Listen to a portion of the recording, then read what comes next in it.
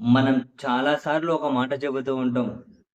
ఆంధ్రప్రదేశ్‌లో కేవలం కొన్ని సెక్షన్‌లకు, కొన్ని పార్టీలకు, కొన్ని వర్గాలకు, కొందరి నాయకులకు, కొందరికి వ్యక్తులకు మాత్రమే స్పెషల్ ఫెసిలిటీస్, స్పెషల్ రైట్స్ ఉంటాయి.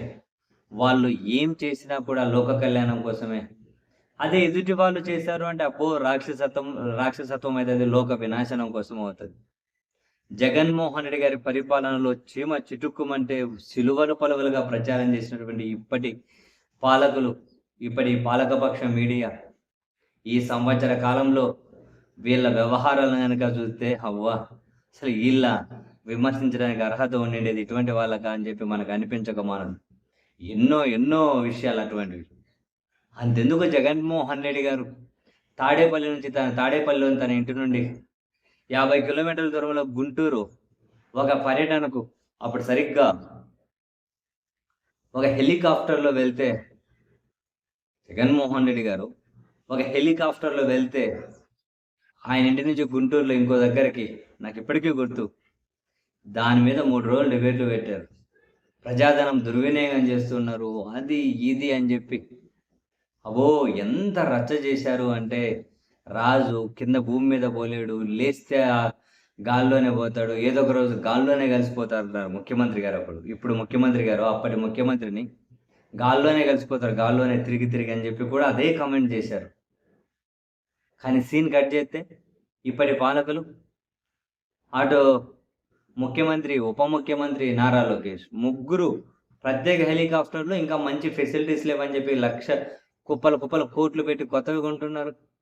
వాళ్ళు వాడడమే అట్లా వాడుతూ ఉన్నారు. ఇప్పుడు డిప్యూటీ సీఎం అనుకో, హైదరాబాద్ నుంచి గన్నవరం ఎయిర్‌పోర్ట్ నుంచి మళ్ళీ ప్రత్యేక హెలికాప్టర్‌లో ఆయన మంగళగిరి ఆఫీస్‌కు, ఆటు నుంచి మళ్ళీ ప్రత్యేక హెలికాప్టర్‌లో గన్నవరం ఎయిర్‌పోర్ట్, ఆటు నుంచి మళ్ళీ పిఠాపురానికి. అసలు షేర్ ఆటో కంటే దారుణంగా వాడుతూ ఉన్నారు.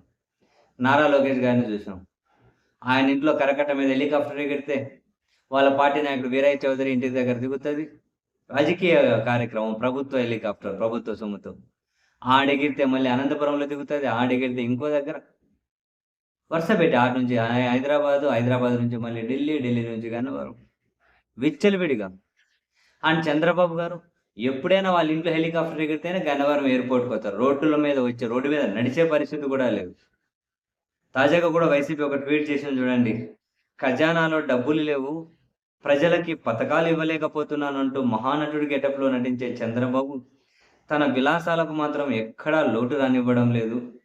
ఉండవల్లి నుంచి గన్నవరానికి సైతం హెలికాప్టర్‌లో పోయే చంద్రబాబు రాష్ట్ర ప్రజలకి పైసా ఇవ్వాలంటే మాత్రం సాకులు చెబుతాడు. ప్రజల డబ్బులతో కూటమి నేతలు జల్సాలు చేస్తున్నారు అని చెప్పి డిప్యూటీ సీఎం నారా లోకేష్ కూడా హెలికాప్టర్ లేకుండా అడుగు బయట పెట్టడం లేదు. బాబు పాలనలో ప్రజలకు అవస్థలు గాక ఇంకేముంటాయని చెప్పి వీళ్ళు ఒక షెడ్యూల్ రిలీజ్ చేశారు చూడండి. 21 అంటే రేపు ముఖ్యమంత్రి గారు కుప్పం వెళ్తున్నారట. ఎట్లెళ్తున్నారు? 10:30కు కరకట్టలోనే ఆయన ఇంట్లో హెలికాప్టర్ ఎగురుతది. ఎగిరి 10:30కి ఎగురుతది. ఎగిరి 10 నిమిషాల జర్నీ విజయవాడ ఎయిర్‌పోర్ట్‌లో దిగుతది. అసలు నిజంగా అసలు ఈళ్ళు విమర్శిస్తారు. అబ్బా! సరేలే జనాలు నమ్ముతూ ఉంటారు గదా! 10 నిమిషాల్లో విజయవాడ గన్నవరం ఎయిర్‌పోర్ట్‌లో దిగుతారు. ఆడ మళ్ళీ 10:50కి ఎగురుతది. ఎగిరి బెంగుళూరు ఎయిర్‌పోర్ట్‌లో దిగుతది. మళ్ళీ ఆడెగురుతది. ఆడెగిరి కుప్పంలో దిగుతారు. మళ్ళీ కుప్పంలో కొన్ని కార్యక్రమాలు చూసుకొని ఆడెగురుతారు. బెంగుళూరులో దిగుతారు. మళ్ళీ బెంగుళూరులో ఎగురుతారు. గన్నవరం ఎయిర్‌పోర్ట్‌లో దిగుతారు. మళ్ళీ ఆడెగురుతారు. చంద్రబాబు నాయుడు గారి ఇంట్లో దిగుతారు. ఇది షెడ్యూల్. అంటే లోక కళ్యాణం కోసం. వాళ్ళు 10 నిమిషాల జర్నీ పోయినా కూడా లోక కళ్యాణం కోసమే. జగన్ 40 నిమిషాల జర్నీకి హెలికాప్టర్ వాడినా కూడా మొత్తం ఆయన గాల్లోనే ఎగిరిపోతాడు. ఏం చెప్పాలి? ఎవరిని విమర్శిస్తారు? ఎవరికి నీతులు చెబుతారు? కానీ నేను చెప్పాను గదా! కేవలం కొన్ని స్పెషల్ రైట్స్ ఉంటాయి. కొన్ని వర్గాలకి, కొన్ని పార్టీలకి, కొందరు వ్యక్తులకి వాళ్ళేం చేసినా లోక కళ్యాణం కోసమే. జనాలు అట్లా నమ్మాలి, నమ్ముతారు. మరేం చేసేదుంది? ఆ!